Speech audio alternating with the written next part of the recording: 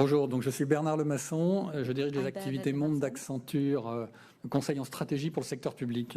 Je vous propose de commencer tout de suite par un petit film de 1 minute ou 2 pour introduire notre session. We're going to start with a small film.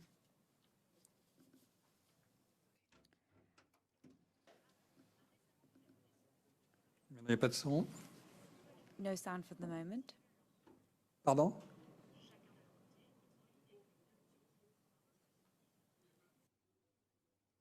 Attendez. Vous allez nous lancer ça? Oui, oui. Oui.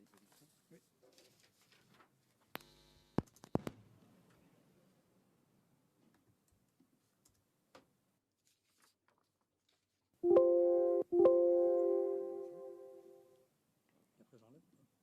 Non, vous pouvez le laisser après.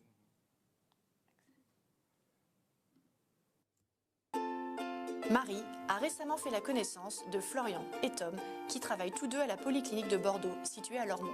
Mary recently met Chacun de leur côté, ils ont eu l'idée de lui faire une surprise en la rejoignant à 18h à la sortie du Grand Théâtre où elle travaille. works in Tom part en avance et décide de prendre l'itinéraire le plus direct, passant par l'avenue Thiers et le pont de Pierre pour rejoindre la rive gauche. and decided to take the route. Florian, lui, reste travailler, puis programme son itinéraire via Gabi qui lui indiquera quand partir. 2 itinéraires lui sont proposés, un en voiture et un plus court, multimodal qu'il choisit. Il réserve également une place dans un parking relais.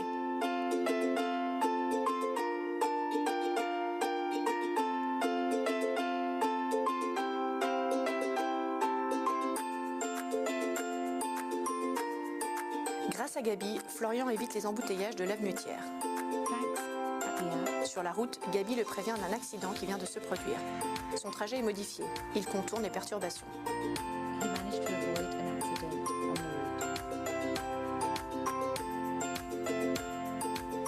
route. Tom, toujours bloqué avenue Thiers, décide de prendre une rue adjacente pour y laisser sa voiture. Il va rejoindre le tramway. Florian arrive sur la rive gauche par le pont Chabon-Delmas. Il continue de se faire guider jusqu'au parking relais où il pourra laisser sa voiture.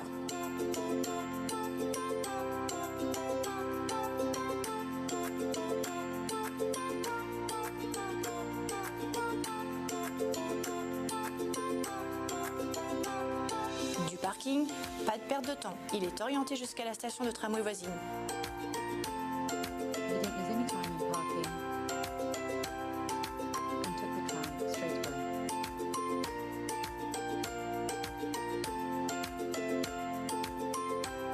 Tom, décidément malchanceux, est bloqué à la station Stalingrad.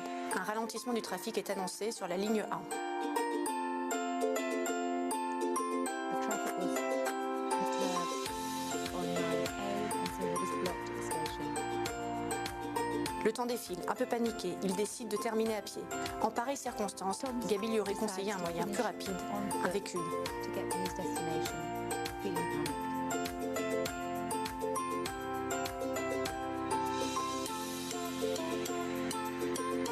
Florian arrive au Grand Théâtre. Grâce à Gabi, il retrouve Marie au bon moment, comme cela a été prévu. Found Gabby in front of the theatre on time, thanks to Gabby the application.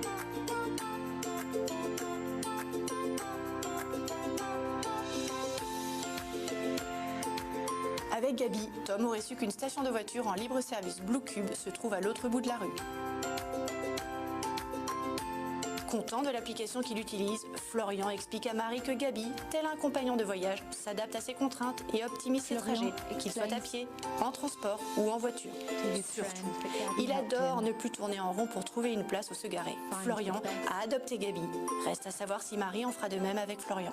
journey route for his destination.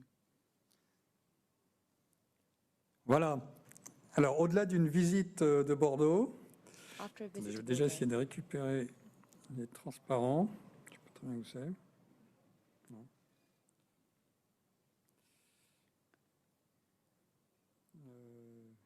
Ça va être là.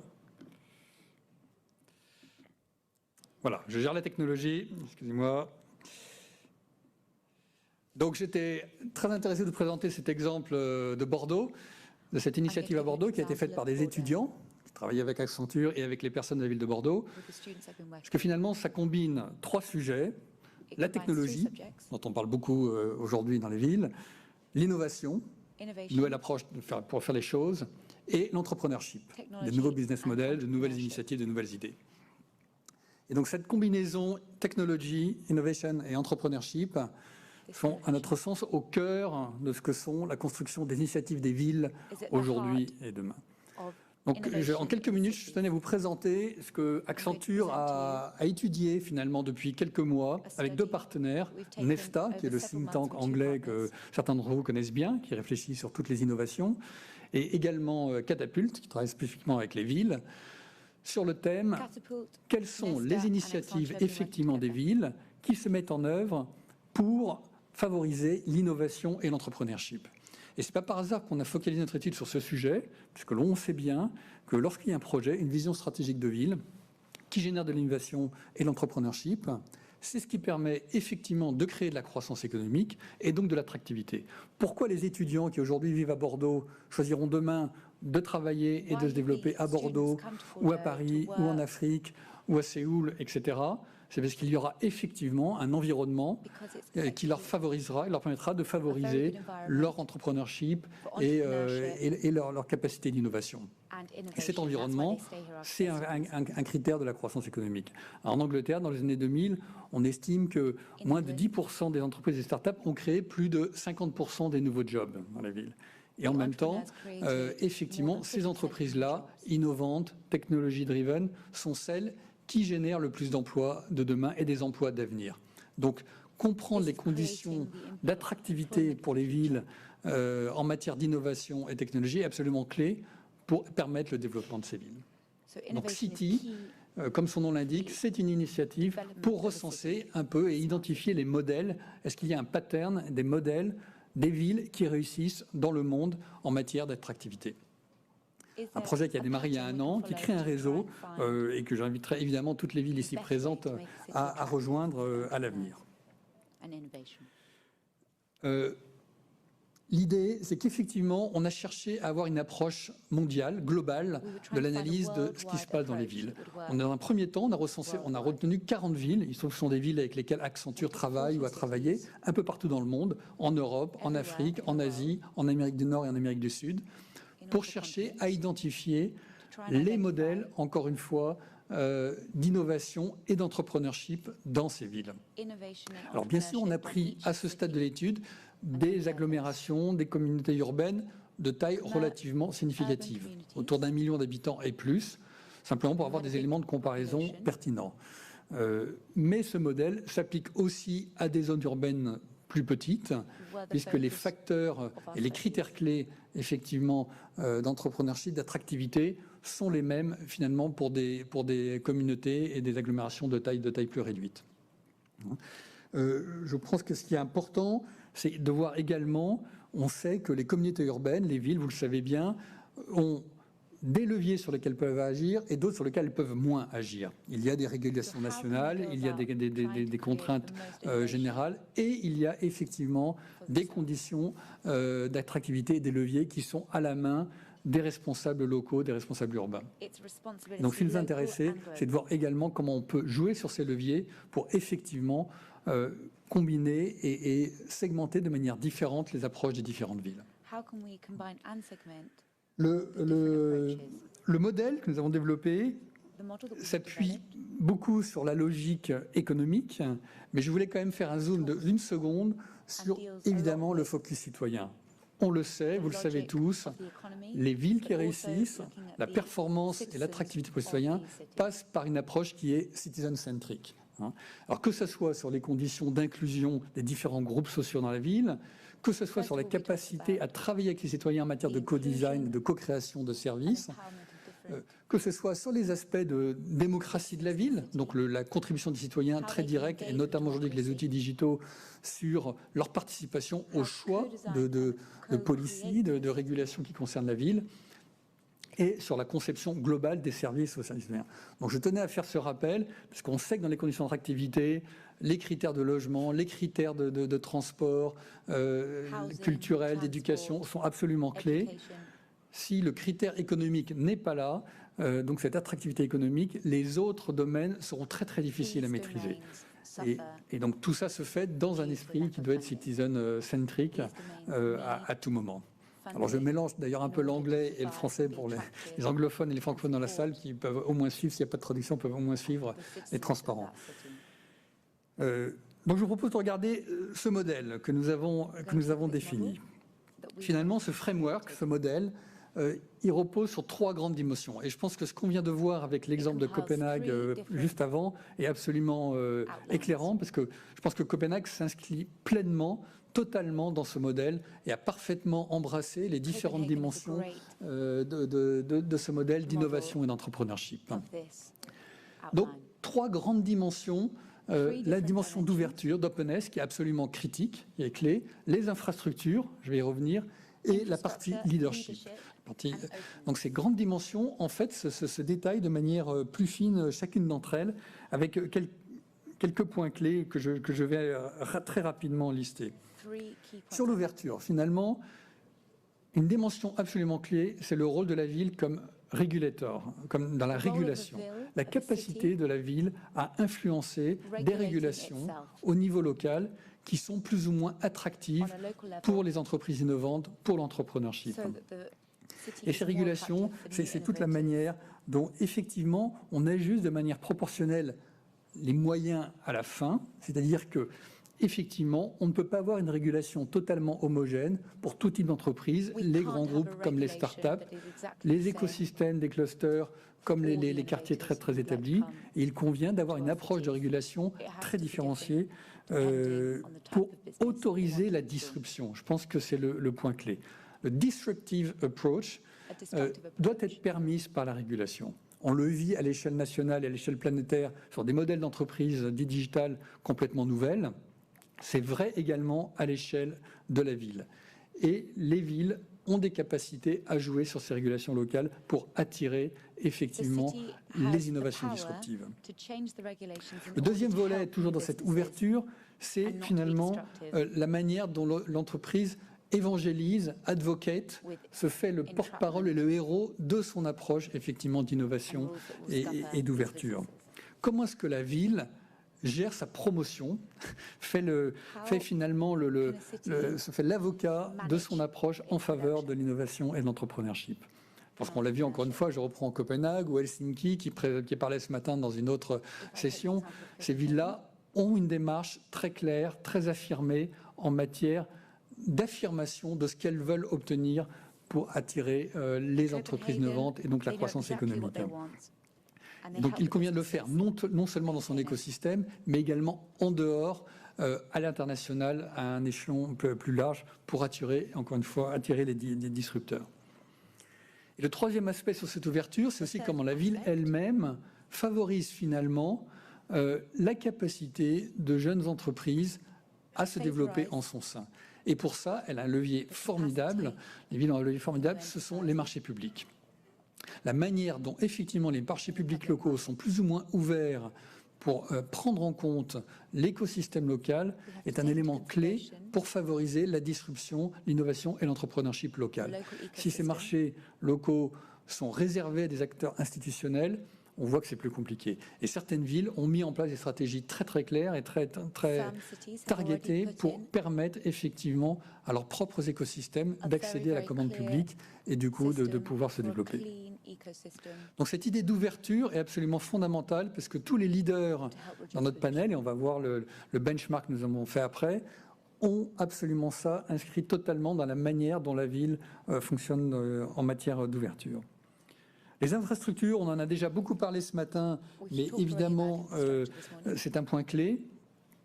Comment est-ce que la ville utilise effectivement les espaces pour favoriser les entreprises qui sont des entreprises à croissance accélérée? Et donc, c'est aussi bien l'espace physique, avec toutes les logiques d'incubateurs et de clusters que l'on connaît bien dans un certain nombre de villes, pour effectivement organiser des espaces qui permettent à ces entreprises, à ces startups de croître dans des environnements protégés, que toute la manière dont effectivement des espaces sont offerts aux entreprises sous forme d'open space flexibles et autres pour qu'elles puissent se développer lorsqu'elles n'ont pas encore elles-mêmes les moyens de leur développement. Donc, l'organisation d'innovation dans l'espace géographique de la ville, à travers un certain nombre de clusters, est un élément clé de la capacité d'accueil. Ça, ce sont les infrastructures physiques. Il y a les infrastructures en matière de capital. Et donc, c'est l'aspect d'investissement qui est en bas. Et le capital, c'est aussi bien le capital humain, on l'a développé également tout à l'heure. Est-ce que l'accès au talent, le lien avec les universités, le lien avec les écoles de formation, notamment dans le domaine des technologies, est effectivement construit comme un impératif? D'une part les talents et d'autre part le capital. On connaît beaucoup de villes, à commencer par Paris, où nous nous trouvons aujourd'hui, qui ont mis en œuvre des logiques de fonds d'investissement, on pourrait citer Vancouver ou plein d'autres, pour effectivement favoriser la croissance, les startups et l'innovation dans leur ville. Donc cet accès au capital est une nécessité, est un critère d'attractivité en matière d'infrastructures pérennes. Et le troisième sujet, évidemment, c'est la connectivité globale, aussi bien physique, donc c'est la partie des transports qu'on a vu un petit peu tout à l'heure dans l'exemple de Bordeaux, mais également la connectivité digitale. Donc je ne vais pas le développer, l'accès à Internet haut débit, les espaces en free Wi-Fi, etc., qui permettent effectivement aujourd'hui à tous les acteurs économiques de développer leur activité. Donc ce volet d'infrastructure est absolument critique, mais il ne ferait rien s'il n'était pas accompagné par le volet de leadership. Et on l'a mentionné, une stratégie d'attractivité numérique, d'innovation et économique passe par une vision stratégique tout d'abord. Quelles sont mes forces en tant que ville? Sur quel sujet est-ce que je veux être connu et reconnu? Créer des clusters dans le domaine de la santé, créer des clusters dans un domaine industriel X ou Y, leverager des industries du tourisme, etc. La vision stratégique que je me donne en tant que ville pour construire mon écosystème d'innovation est un prérequis pour définir une direction et ensuite pouvoir développer les actions alignées avec cette direction stratégique. En complément de cette vision stratégique, il y a une organisation en matière de gouvernance. Les villes qui sont leaders en matière d'attractivité ont une gouvernance très claire au sein de la ville et ont des acteurs qui sont en charge effectivement d'animer cet écosystème d'innovation au sein de la ville. Donc ça veut dire concrètement les Chief Innovation Officers identifiés dans la ville, des rôles définis en matière d'interaction avec l'écosystème pour les différents acteurs de la ville. Un état d'esprit qui est un état d'esprit où on cherche à s'écarter des modes de fonctionnement traditionnels plus administratifs, plus bureaucratiques, pour effectivement, dans les modes de fonctionnement même de la ville, s'inscrire dans une logique d'état d'esprit de start-up. Et encore une fois, on peut citer, on connaît tous, beaucoup de villes qui ont développé ces îlots, souvent qui restent un petit peu isolés, qui ne sont pas encore la majorité du fonctionnement des villes, mais qui s'écartent de modes ancestraux, on va dire, en silo bureaucratique pour aller vers des modes dynamiques. Et quand la ville a cette gouvernance et a cet état d'esprit, une différence radicale dans la manière d'attirer effectivement les entreprises et les startups innovantes. Et le troisième sujet, ce sont effectivement les data, les données. Le leadership sur les données est un élément clé de l'attractivité d'un certain nombre de villes. Donc c'est non seulement effectivement utiliser les données disponibles de la ville, on sait tous que les données sont dans des volumes énormes, donc avec l'analytique, et on est amené, nous Accenture, mais comme beaucoup d'autres, à développer énormément de systèmes analytiques pour des villes, pour des collectivités, comme on le fait pour des entreprises ou pour des administrations centrales. Donc être datavore, c'est un point clé sur les propres données dont on dispose, mais également en donnant accès, et la question a été soulevée tout à l'heure, à travers l'open data, pour que l'ensemble de l'écosystème puisse leverager et utiliser les données disponibles de la ville, avec les sujets de format, les sujets de confidentialité, les sujets de data privacy qui sont associés. Mais s'il n'y a pas cette stratégie d'open data couplé avec l'analyse des données en interne dans la ville, on ne peut pas prétendre à un leadership en matière d'innovation. Et le troisième volet autour des données, c'est évidemment de permettre de favoriser l'écosystème de développement des apps à travers des API, donc des modes de construction technique qui permettent à tout à chacun, citoyens, entreprises, start-up, de proposer de nouveaux services, de nouvelles applications qui s'appuient sur les données disponibles ou sur les services souhaités dans la ville. Donc ces trois grandes dimensions, j'ai balayé très vite pour donner et confirmer le fait que lorsqu'on analyse ces 40 villes dans le monde avec lesquelles on travaille, finalement, on retrouve ce modèle, on retrouve ce pattern absolument partout en matière de positionnement de ces villes qui veulent être des clusters d'attractivité économique et des clusters d'innovation. Encore une fois, leverageant le numérique et ces clusters étant eux-mêmes ceux qui permettent effectivement ensuite de créer un écosystème de croissance pour les villes. Si on regarde donc maintenant rapidement, finalement, où on se trouve. Alors, on n'a pas voulu faire un ranking très formel des 40 villes qu'on a étudiées à ce stade. On les a regroupées dans quatre grands groupes. On trouve finalement ce qu'on appelle les frontrunners.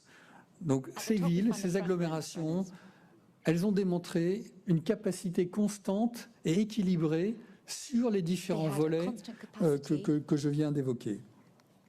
C'est-à-dire que l'écosystème d'innovation est structuré, est organisé, il est très communiqué à l'extérieur comme en interne, et il bâtit sur lui-même pour développer ses propres atouts et la prochaine génération d'innovation. Donc on retrouve des grandes villes, Chicago, et vous aurez l'occasion demain ou après-demain d'avoir un zoom très détaillé sur la ville de Chicago, je vous invite à regarder, qui est très en pointe sur l'ensemble de ces trois axes. Mais évidemment, des villes comme Helsinki, on est à Paris, donc on est content d'avoir Paris dans ce groupe de tête qu'on appelle les frontrunners. Encore une fois, une vision stratégique, un leadership affirmé qui s'appuie sur une logique d'ouverture sur l'ensemble des domaines que j'ai évoqués tout à l'heure et une construction d'infrastructures qui est déjà mûre et qui s'auto-alimente en termes de progression pour le niveau d'après. Ce qu'on a appelé les challengers, ce sont des villes qui performent de manière excellente. Donc je ne veux pas, entre les frontrunners et challengers, qui est d'ambiguïté, ces groupes-là sont très en avance. Au cas par cas, il y a éventuellement une dimension ou l'autre qui est un tout petit peu moins maîtrisée aujourd'hui, qui est un petit peu moins développée. Mais ça reste des modèles absolus sur de nombreux axes. Et quand on a l'analyse, vous pourrez accéder aux analyses détaillées, on voit que les challengers sont très souvent numéro 1 sur l'un des axes ou l'autre du framework, du modèle. Donc vous reconnaissez toute une série de villes. Et encore une fois, ce qui est très intéressant, c'est de constater que vraiment, où que l'on se trouve dans le monde, on retrouve de manière très cohérente ces modèles, ces patterns qui ont été présentés précédemment. Et toutes ces villes activent l'ensemble de ces leviers. Les builders sont dans cette phase de construction, ont souvent une vision très claire stratégiquement de où ils veulent aller. On évoquait des pays du Moyen-Orient. Dubaï est un très bon exemple aujourd'hui, avec des logiques de cluster, des logiques de focalisation, et ils sont en train de construire cette capacité d'attractivité qui nous fait dire qu'ils vont sans doute devenir des frontrunners très rapidement. Donc ce sont des villes à suivre, ce sont des villes à accompagner, parce qu'encore une fois, ces villes ont des zones de force sur l'un ou l'autre des axes, et surtout une vision stratégique très claire de où ils veulent aller. Et les expérimenteurs, le dernier groupe, sont en train de décider sur quels axes ils veulent focaliser leurs efforts. Donc c'est souvent des villes qui ont initié des choses, qui testent des modèles, qui n'ont pas encore complètement confirmé leurs priorités stratégiques, mais qui ont également là des intentions ou des activités qui sont un peu plus patchy, on dirait en anglais, donc c'est un peu plus morcelé sur les différents sujets et qui sont en train de constituer ce leadership, cette gouvernance qui leur permettra de progresser. Alors encore une fois, on a retenu seulement 40 villes, bon, c'est déjà pas mal. Accenture avait la chance d'être en contact avec l'ensemble de ces villes, avec nos partenaires Nesta et Catapulte. Ça ne veut pas dire que les villes qui ne sont pas dans ce benchmark à ce stade n'ont pas vocation à se retrouver dans l'une de ces catégories. On a cité certaines villes africaines qui, à mon avis, se retrouvent très naturellement dans les catégories typiquement des builders ou des challengers, éventuellement des frontrunners, il faudrait le mesurer. L'analyse se basant sur un ensemble de critères assez précis par rapport au modèle que j'ai évoqué précédemment. Et si on regarde, juste pour finir, les 5 villes qui finalement sont sorties un petit peu en tête de notre analyse, sont 5 villes qui sont encore une fois présentes sur l'ensemble des dimensions. Mais je voudrais insister sur le fait qu'effectivement, on n'est pas systématiquement performant sur toutes les dimensions instantanément. Donc effectivement, on peut être très fort en matière de mise en œuvre d'un leadership très clair. Si on prend Barcelone, affirme son leadership, a une gouvernance en place, a une très grande activité d'advocacy pour démontrer effectivement ce qui est fait en matière de volonté d'attractivité dans une ville comme Barcelone. En revanche, à moins travailler ces aspects de régulation, ces capacités d'investissement par rapport à d'autres villes comme Helsinki, comme Londres ou comme New York. Donc, encore une fois, l'important, c'est de travailler sur chacun des axes en matière d'attractivité. Cela combine nécessairement le digital, ça combine le leadership et des intentions stratégiques avec un travail sur les infrastructures physiques. Mais en sachant qu'à terme, pour être vraiment un front-runner, les villes doivent avoir vocation à travailler sur les différents axes, avec encore une fois des logiques de cluster qui sont très intéressantes. Cluster d'industrie en matière de domaine d'excellence et cluster de compétences sur des réseaux physiques et des réseaux digitaux. Je peux simplement vous inviter à vous connecter sur le site city.org.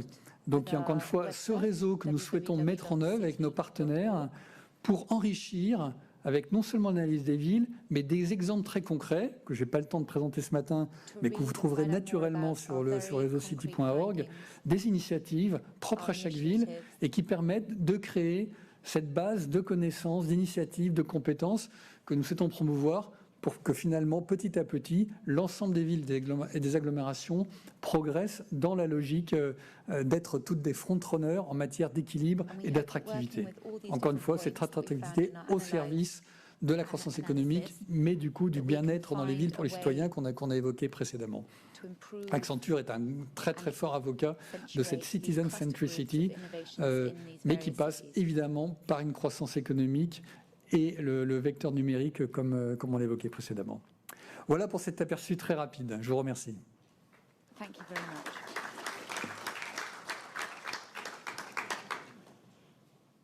Est-ce qu'il y a éventuellement une question ou un commentaire? Are there any questions?